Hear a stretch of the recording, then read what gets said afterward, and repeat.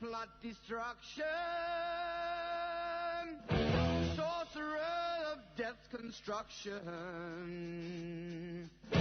in the fields of bodies burning, as the war machine keeps turning, death and hatred to mankind, poisoning their brainwashed mind. Welcome to the Anarchist World This Week, broadcast across Australia on the National Community Radio Satellite. Listen to the Anarchist World This Week, Australia's sacred cow slaughterhouse. Listen to analysis of local, national, international events. Listen to analysis you'll never hear anywhere else.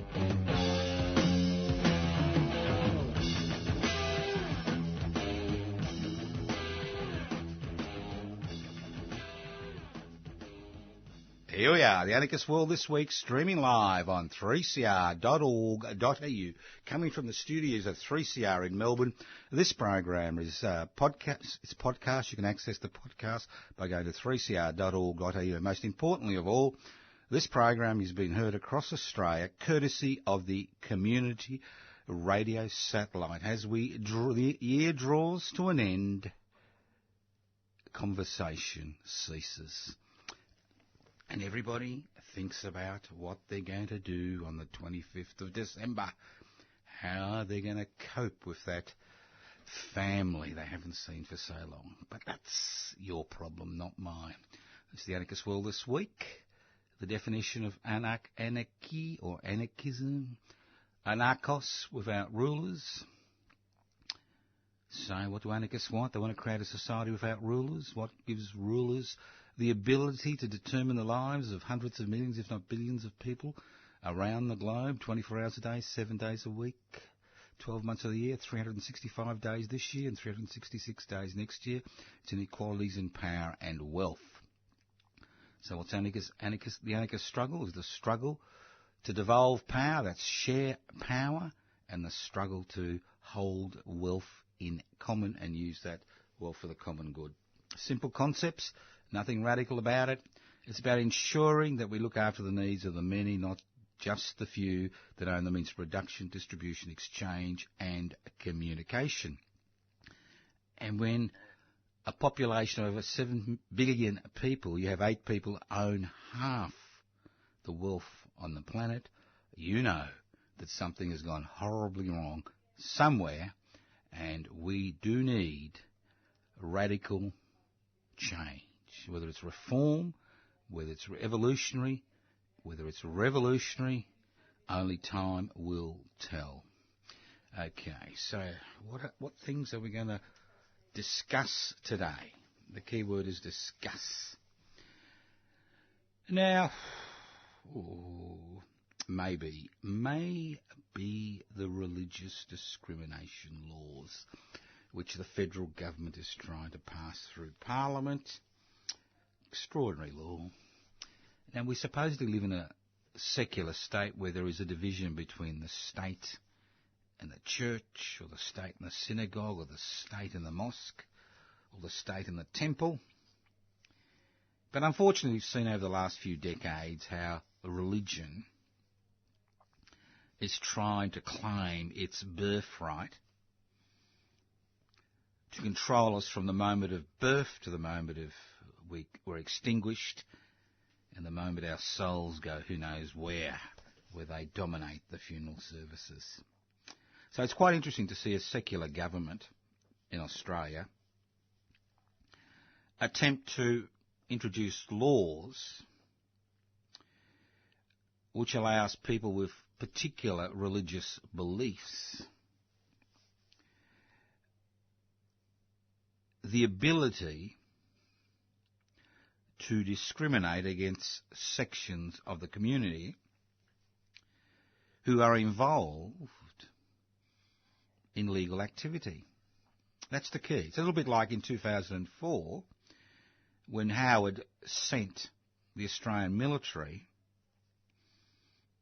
into Aboriginal communities and Indigenous communities across the country in order to resolve an issue of their own making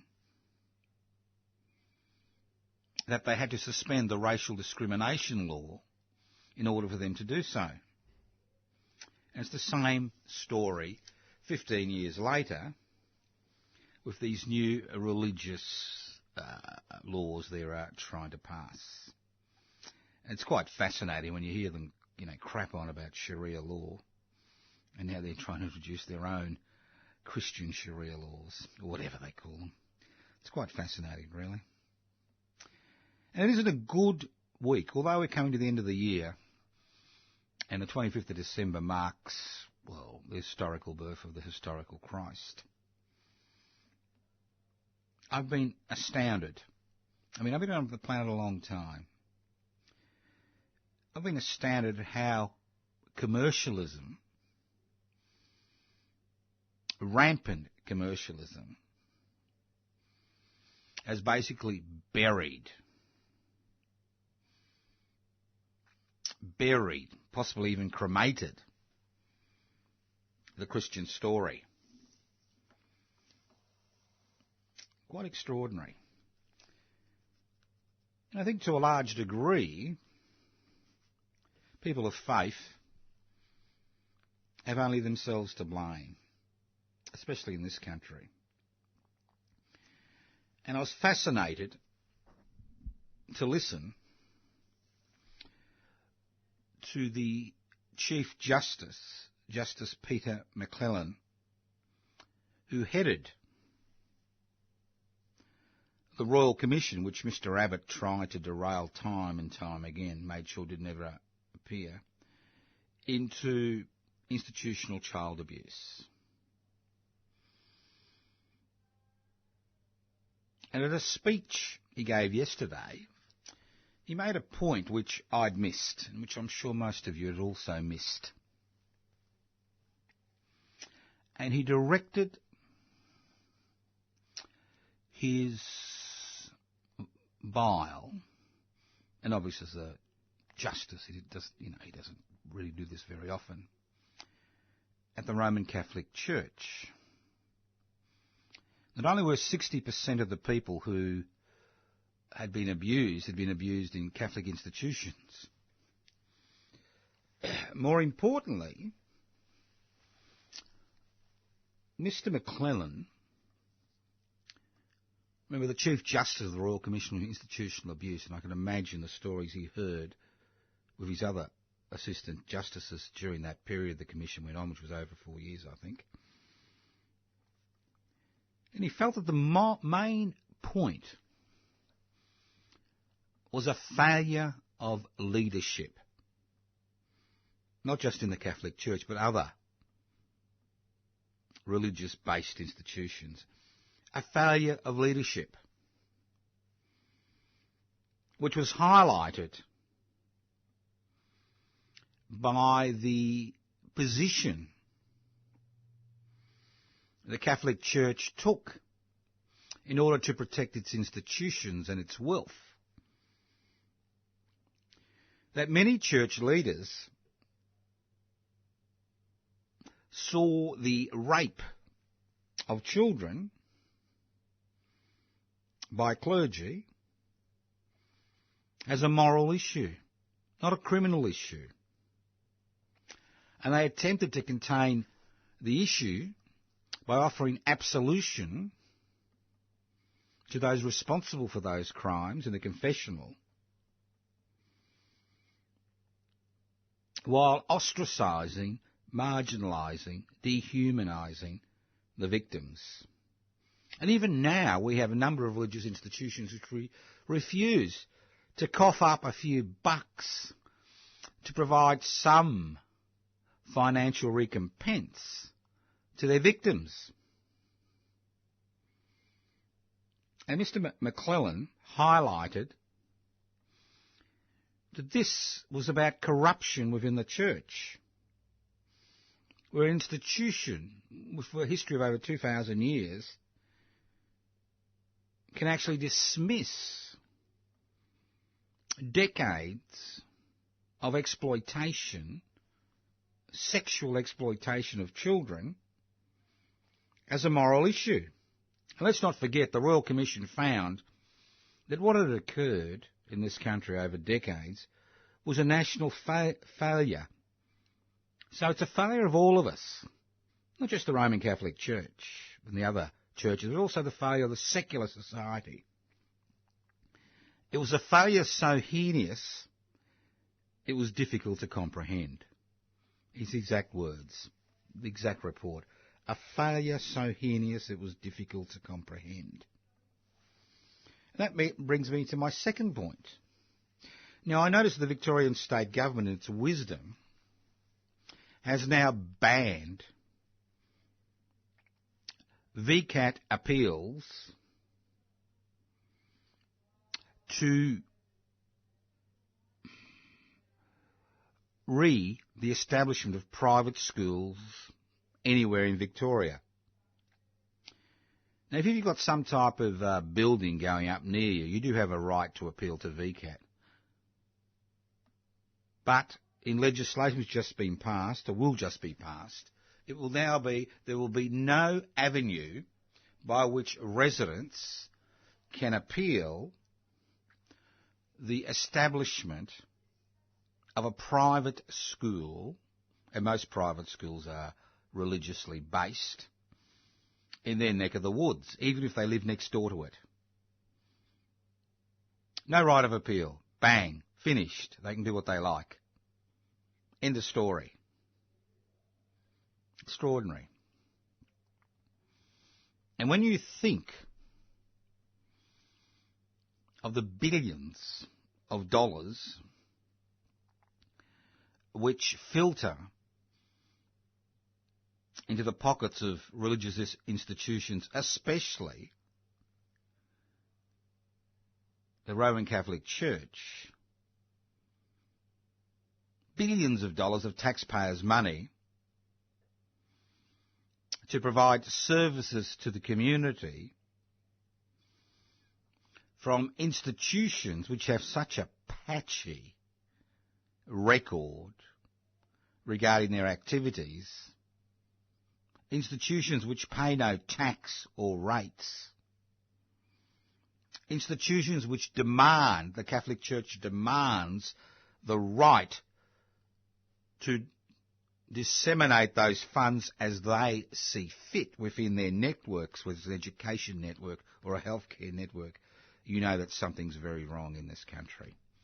Could you imagine the hue and cry that would have existed if an organisation like the Anarchist World Institute had been involved in childhood sexual exploitation? Not only would each and every one of us be in prison, we wouldn't be receiving billions of dollars of taxpayers' money to provide services to the community.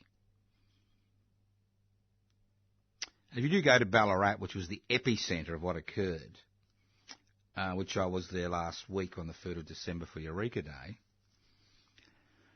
it's extraordinary the number of ribbons which continue to flutter on the fences of churches in Ballarat to remind people of what occurred. It's an extraordinary situation where we are now seeing church-based organisations, religious-based organisations pushing the parliamentary legislative agenda, as well as continuing to receive billions of dollars of taxpayers' money to provide so-called services to the community. And nothing highlights this than the fiasco surrounding the provision of services to homeless people, where the homeless industry makes much more money for people who provide services than actually go to the people who are homeless. Extraordinary situation. Extraordinary situation. But we do live in fascinating times in the long industry. And just to highlight, this is a worldwide problem. Currently in India, legislation is in Parliament which, like in Israel, will give people Indian citizenships based on their religion. Now, people who've come from Pakistan, Bangladesh and Afghanistan to India before 2015 who are not Muslims, if this bill goes through Parliament, which most likely it will, because the Hindu nationalists control what supposedly is a secular constitution in India, like supposedly a secular constitution in Australia, that we will see Indian citizenship being given to people on the basis of their religious beliefs. And that certain religions are in and other religions are out. Extraordinary situation. So if you think religion's had its day, as I used to think again. You've got the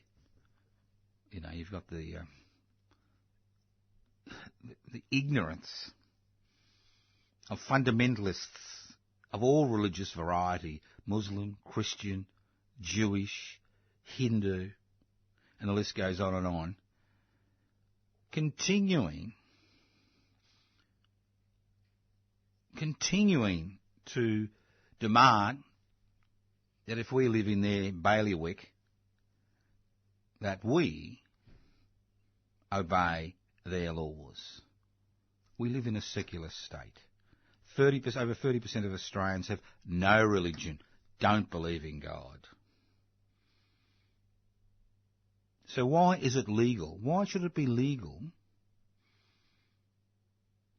for people to be able to practice mass discrimination, not individual discrimination, but mass discrimination, because of some weird religious belief they may hold? I think next we'll see a coalition, if we haven't already, of religious fundamentalists and climate change flat earthers and deniers. It's getting to that stage. You're listening to the Anarchist World This Week, broadcast across Australia via the Community Radio Network. My name's Joseph Scurry. I'm hosting today's program. And if you think I've given an unfair analysis, I'm happy for you to give me a call. Okay? You can email me at anarchistage@yahoo.com or pipsy.net. You can leave a message on 0439 395 489, and the list goes on and on. Now, I was interested to hear a figure today, and there's been a change of leadership in Argentina because of ongoing social dislocation. And I heard the new Argentinian president talk about the fact that 1/3 of Argentinians live in poverty, and I'm thinking, excuse me, is he talking about Australia? 1/3 of Australians who rely on social security benefits to survive live around the poverty line, below the poverty line if you receive a New Start allowance, or just above the poverty line if you receive a disability support pension or old age pension. So we have the same issue in this country. Now, we are a rich country. We are a rich country. Irrespective of climate change, irrespective of what's happening in rural Australia and regional Australia with climate change and with drought, irrespective of that, we are a rich country. And I say over and over again on this program, I've been saying for the last 40 years, that we should not be dealing with issues like poverty and homelessness. Child poverty especially, with over 700,000 children living below the poverty line. Just extraordinary. So why do we find ourselves in this situation? Is it because of a human failure? Is it a personal issue? And that's what we've been led to believe. We're led to believe on a day-to-day basis that everybody on New Start allowance is somehow, a loser. They should do up their shoelaces and go out there and get a job. And if somebody's on a disability support pension, well, they should get out there and get a job. Now, let's go. This is the mentality that's drummed into us on a day-to-day basis by government, the corporate-owned media, and to a lesser extent the government-gelded ABC. That somehow, if you are on some type of government benefits, somehow you're not quite a real Australian. You're not quite hunky-dory. You know, you're just not quite a citizen. You know, you're a leaner. You're not a lifter like those corporations that receive corporate welfare. So why do we find ourselves in this situation where over a third of people live around the poverty line or below the poverty line? It's a third of Australians. Another 40 or 50% have got debts up to their necks trying to pay their bills, and the lucky 8 to 10%, in inverted commas, they say they make their own luck, have got enough disposable income to take account of all this country's investment-friendly taxation laws, which make the poor pay tax and make paying tax a kind of a voluntary effort for richer individuals and corporations. And when you tie that into the erosions that have occurred in working people's rights, working people's wages, especially employees, over the last 20 to 30 years, while successive governments have been trying to destroy what's left of the trade union movement. And you look at all the stories of wage theft, which abound on social media and the legacy media, and the stories of legalised wage theft, where organisations and individuals are actually able to employ people and receive a government bounty for employing people and keep them on these low wages for years and not offer them a permanent job with decent wages. And you look at the rise and rise and rise and rise and rise of the demand or the gig economy, which is soaking up about 10% of people these days, where people are theoretically individual contractors, where they're working for peanuts, and have no protections whatsoever, including workers' compensation. You begin to realise there's something very wrong in a country as rich as Australia. Something very wrong, where those who have wealth and those who exercise power continue to want more and more. And what we've seen during the last 40 years is a wholesale transformation of Australian attitudes. And this, to a large degree, has occurred has occurred silently, and most people actually haven't noticed it. And from a period when working people came together in order to improve their lots, to a period where being a member of a trade union movement, or a trade union, is a little bit akin to being a member of a criminal organisation in the eyes of the government and large sections of the media, you begin to understand there's been this wholesale transformation in the attitudes of Australians. And that transformation has been directly related to the corporatisation, globalisation, privatisation and deregulation tsunami which has swept over this country and most of the rest of the world. And if you think neoliberalism is dead, if you think the desire to give away state-owned assets to the private sector is dead, and if you think the desire to allow corporations to trade however they like with no regulation is dead, think again.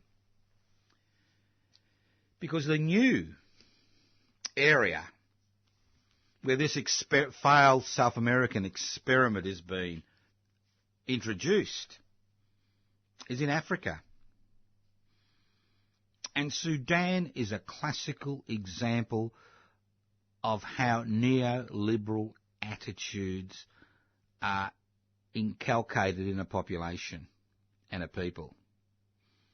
Now, the Sudanese people have been through a social revolution, not just an economic revolution, but a social revolution in the last 12 months, which has paid some dividends. Although the military still holds the trump card in a provisional government which to a large degree was appointed by the military. So now they're talking about, now when the riots first started a year ago, they started when the military-led dictatorship attempted to remove state subsidies on basic items like oil and food. 12 months later, when you've got a provisional government, what do you think the agenda has been? What do you think has been announced in Sudan in the last week?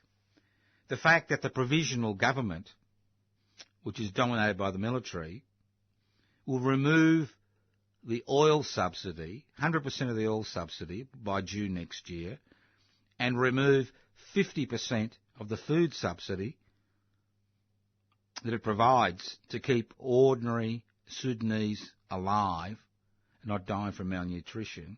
They're going to remove that. This is a war on the poor. And they're talking about getting capital from the Middle East and the corporatisation of the Sudanese economy, as if the corporatisation of the Sudanese economy is going to solve the economic difficulties they have, as if removing subsidies which are there to ensure people don't starve is going to change anything. So we are seeing this neoliberal cancer, and it is a cancer, spread from continent to continent, from South America to North America, from North America to Australia, Australia to Europe, where we are seeing rearguard actions from French workers who are protesting constantly about the state's efforts to remove what rights and liberties and economic security has been structured into the system because it has a drag on corporate profits. Whether it's the yellow shirts in Paris, whether it's been what's happening in South America, what's happening to a lesser degree in Hong Kong, you begin to understand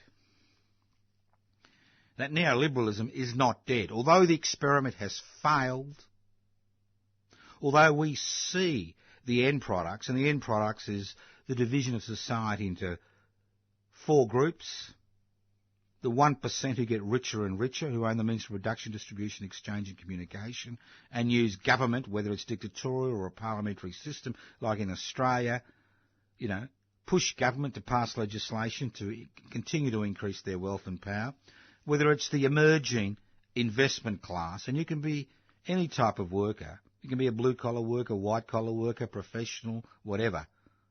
But if you've got enough money at the end of the day to take advantage of Australia's investment-friendly laws, you become part of the investment class. And your attitudes change. That's what I meant. Attitudes change. Or if you're part of the working class, people who work in order to pay their bills and have a little bit left over at the end of the day. Or the 30% of Australians who rely on social security benefits to survive.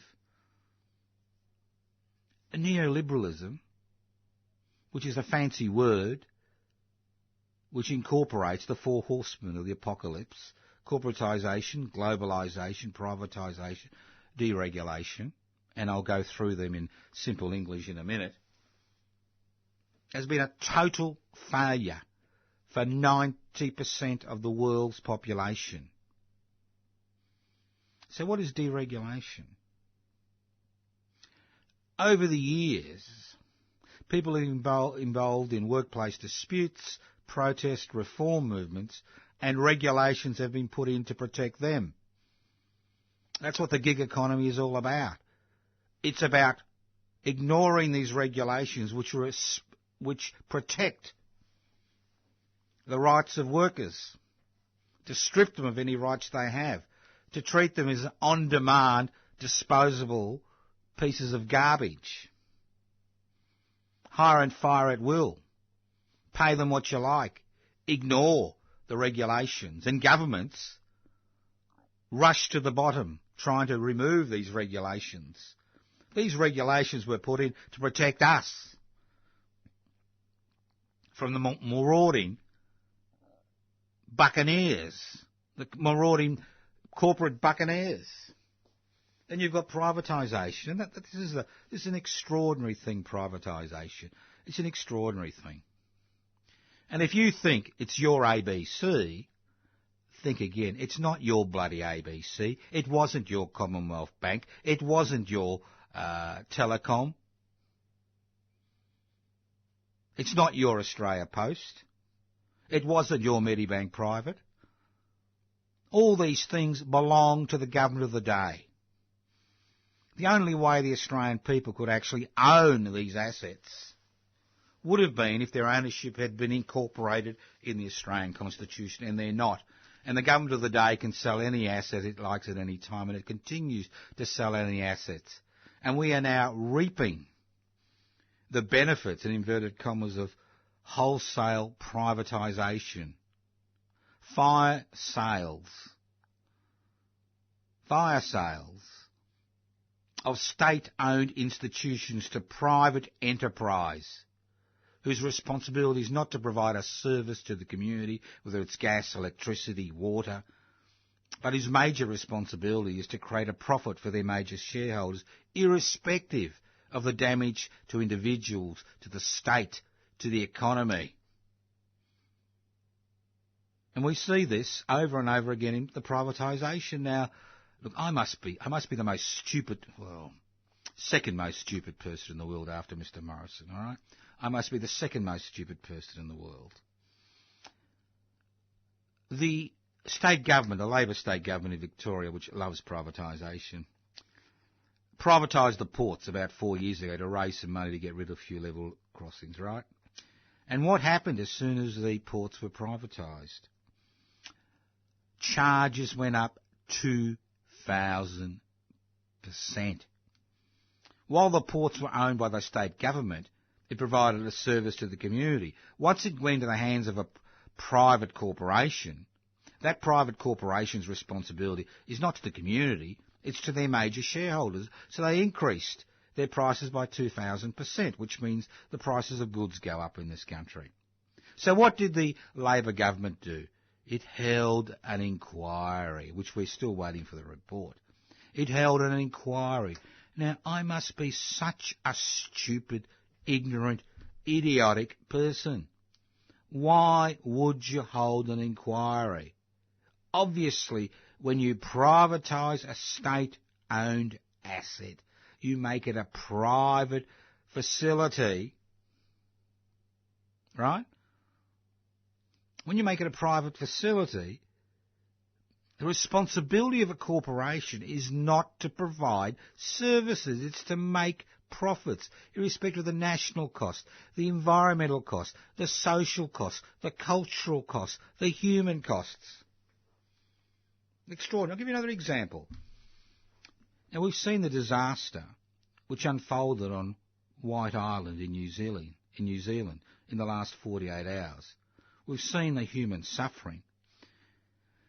And we see the number of people who are seriously ill, burnt and dead as a result of what occurred on that island. Now, everybody talks about the volcano, but let's not forget that White Island in New Zealand, which has been a tourist destination for many decades, is not owned by the New Zealand government. It is not a national park.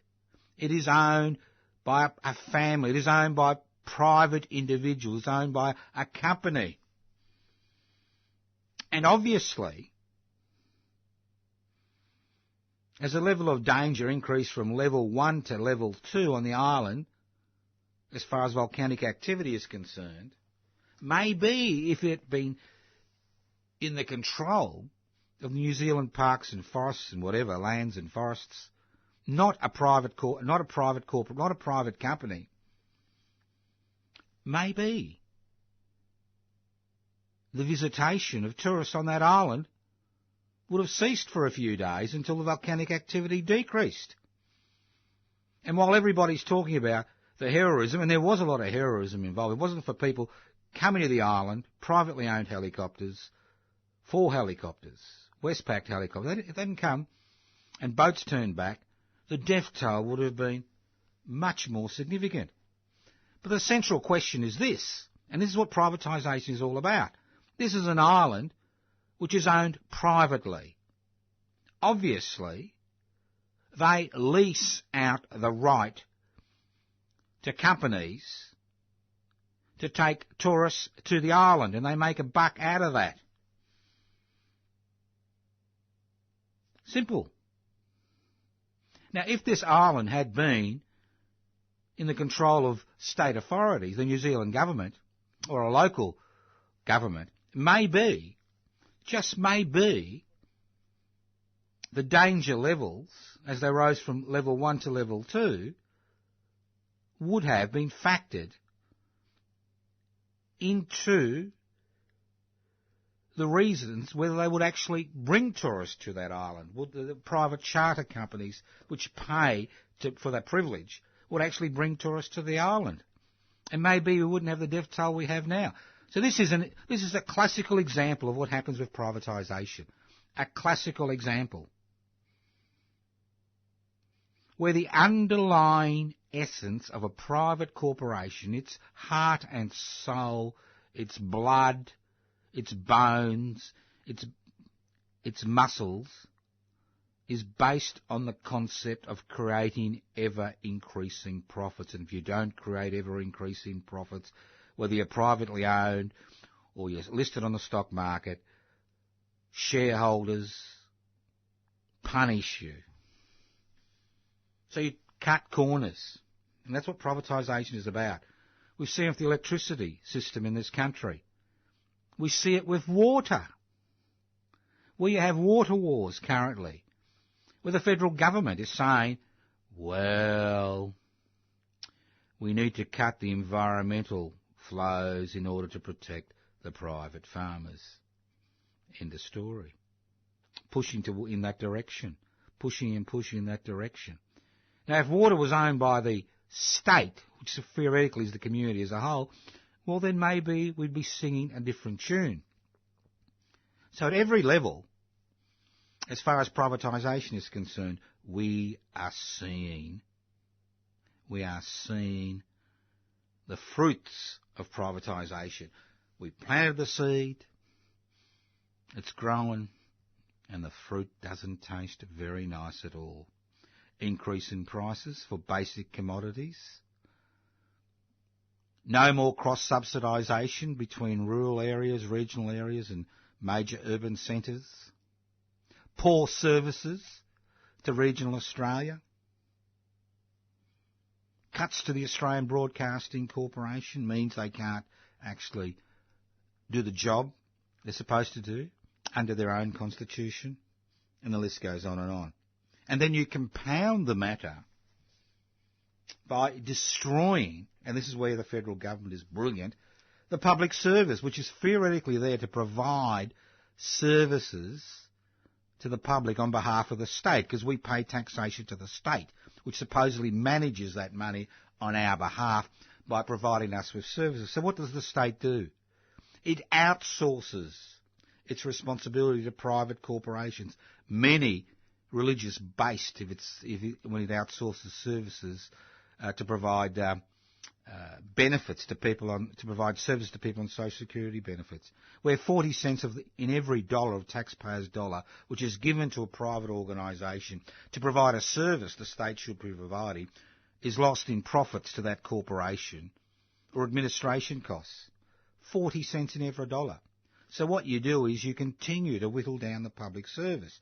And last week we saw the creation of a few more super in inverted commas, public service divisions, which means that power becomes centralised in the hands of the government of the day. And if it's at the federal level, where is power centralised? It is centralised in the inner cabinet, where you've got 5 or 6 of them sitting around making decisions, and then all their yes men and women in the party go, yes, yes, yes, yes, without even reading the legislation. can't even be bothered reading the legislation. The party told me to vote. I put up my hands. Why don't we get rid of half of them and put up some puppets? I'm sure Big Bird would come back. You listen to the Anarchist World This Week, broadcast across Australia by the Community Radio Network. Cool. So we are not talking about individual issues. On every social indicator, we've never had a more anxious population. We are popping so many pills for anxiety that the fish are being poisoned. It's just amazing, isn't it, when you think about it? All you've got to do is analyse sewage effluent, and you can actually see how many drugs, both legal, inverted commas, and illegal, people are taking in order to cope with everyday reality. And on every day we are told, it's your problem. It's a personal issue. It's the way you were brought up. And obviously, that is relevant in certain cases, but not relevant as a population as a whole. It's quite extraordinary. It's an extraordinary situation we find ourselves in 2019 as we approach 2020. Where we've never had so many gadgets and so many goodies, but find ourselves in such a difficult situation personally, where we are told ad nauseum that it is your fault. It is your problem. It's your upbringing's problem. It's your parents' problem. You know, it's always an individual issue, and we will find an individual solution for you, whether it's a tablet, whether it's CBT, you know, cognitive behaviour therapy, whether it's this or that. We will teach you how to cope. And the reality is, it's the way our society is structured, which is making us sick and anxious as a community. It's affecting our children. It affects us. It affects everybody, most people in the community. Because you see 90% of Australians living on a resource-rich continent, which is and the resources are given away at peppercorn rents, you know, to private corporations. 90% of us are either on social security benefits or debt up to our necks, which we'll never pay off until the day we die. Quite extraordinary, and we accept this as that's the price of existence, that's the price of living, and, you know, the new world, Australia. Extraordinary situation we find ourselves in. And while we continue to think it's a personal issue, it's a local problem. It's not an institutional problem. It's not a structural problem. It's not a problem which is based on the concept that we live in a society where maximising profits, irrespective of the human, social, environmental, cultural costs, is our mantra. We will continue to get worse. Why don't you think that governments can actually deal with the issue of climate change, climate emergency? Why? Is it because the science is wrong? Oh, there's a few people think it's wrong, but they're a minority of 0.01%. Or is it because the structural adjustments that need to be made in order to deal with that issue are due to the fact that it will impinge on the profits of major corporations who determine the parliamentary agenda? When a Prime Minister walks into Parliament with a lump of coal, you know where his allegiances reside. Because Mr Morrison, as I said last week, is a man who's actually not able to be Prime Minister. He is sinking. He thinks that if he centralises power into his hands, that he'll be able to hoodwink Australians for another 3 or 4 or 5 or 6 or 10 years. That he is the great healer. That somehow that if you ignore a problem long enough, it will go away. And that if you create straw men and women for people to poke their daggers at, that somehow they won't notice the fire engulfing them. This is a government which thrives. The federal government is a government which thrives on creating division. It thrives on pitting Australian against Australian. It thrives on dehumanising, marginalising, ostracising people on social security benefits. It thrives on pitting community against community, pitting refugees and asylum seekers against the rest of Australians, pitting migrants against old migrants against new migrants. It is a government which thrives on division. It is a government which ignores reality, not at its peril, because at the end of the day it doesn't matter what decisions are made by the current parliamentary bunch. They will continue to receive their generous superannuation allowances.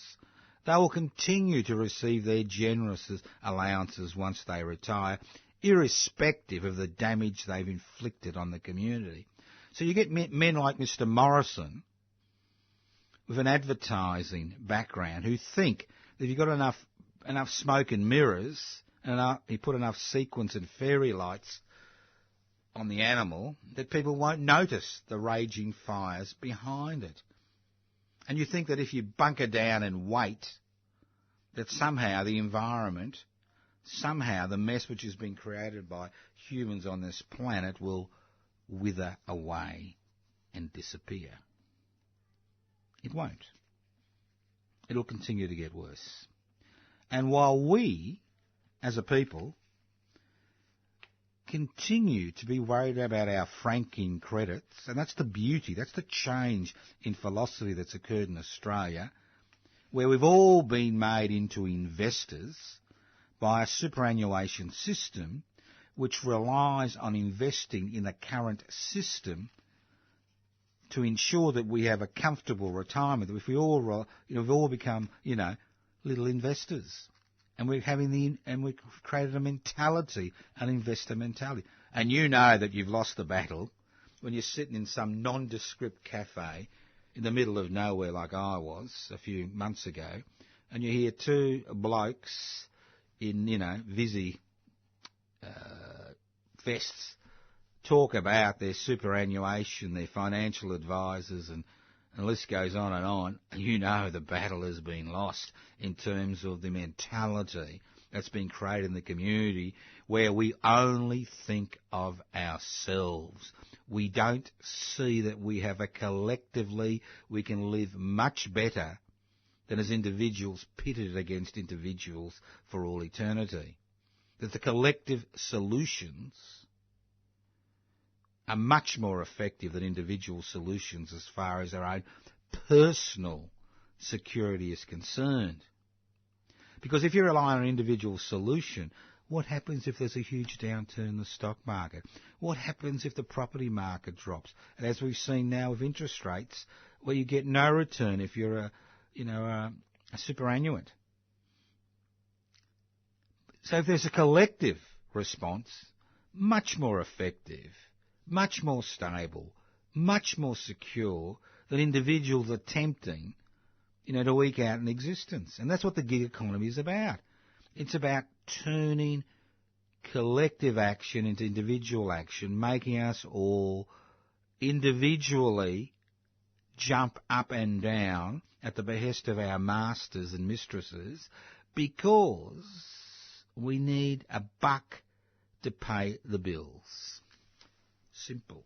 And these are structural issues. And obviously, while we continue to worry about our franking credits and about our investment properties and about the mortgage and the rents and the fact that, religious tolerance and the list goes on and on and on, and we continue to pay the same actors constantly, what do you think? What do you think will happen? More of the same.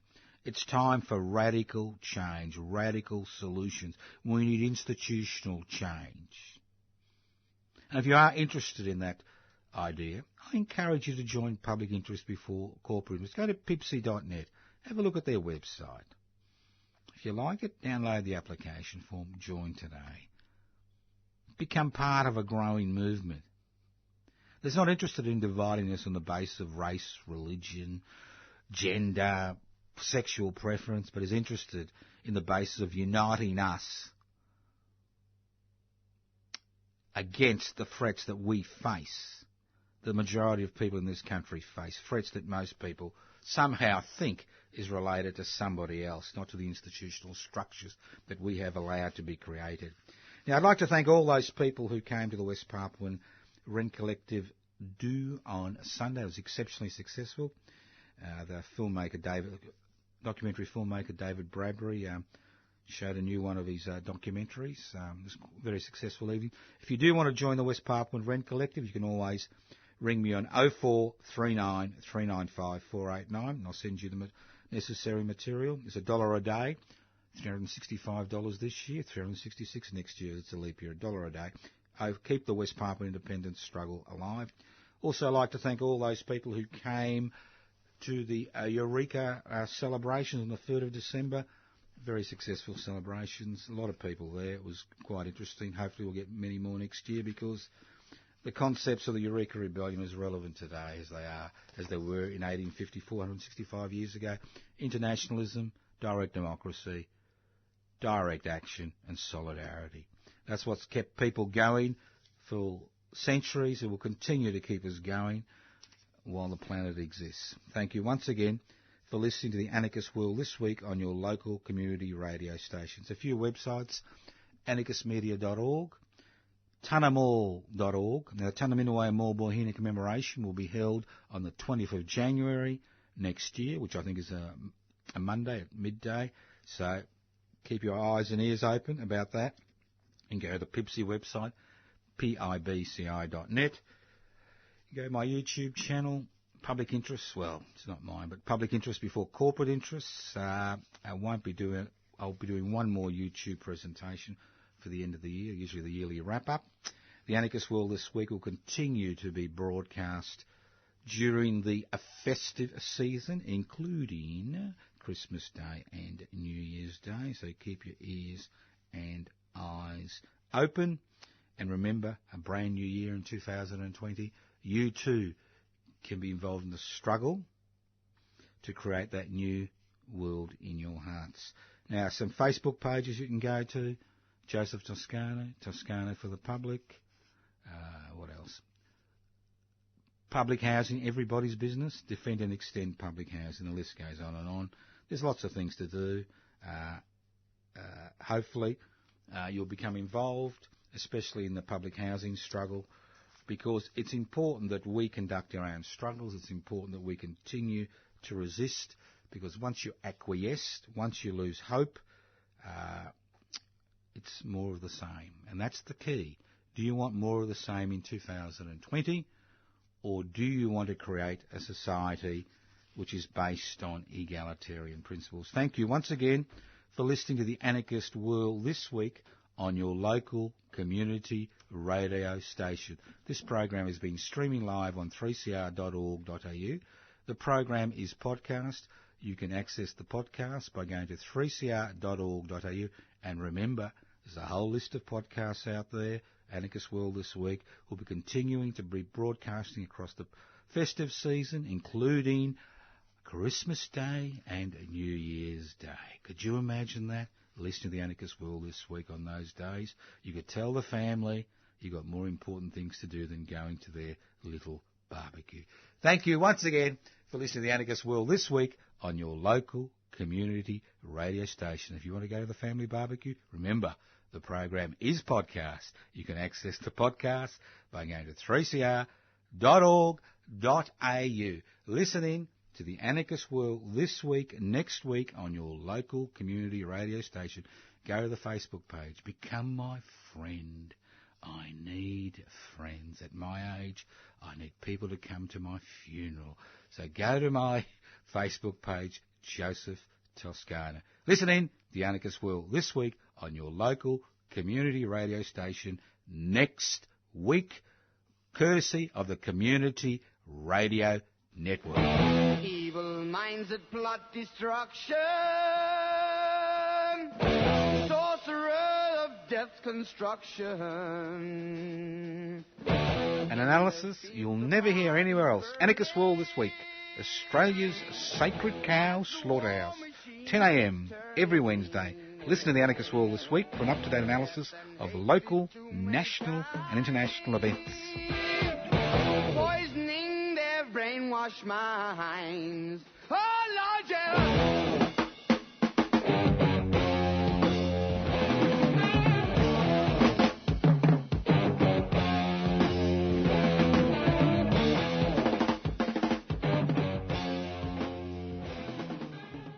You've been listening to a 3CR podcast produced in the studios of independent community radio station 3CR in Melbourne, Australia. For more information, go to allthews.3cr.org.au.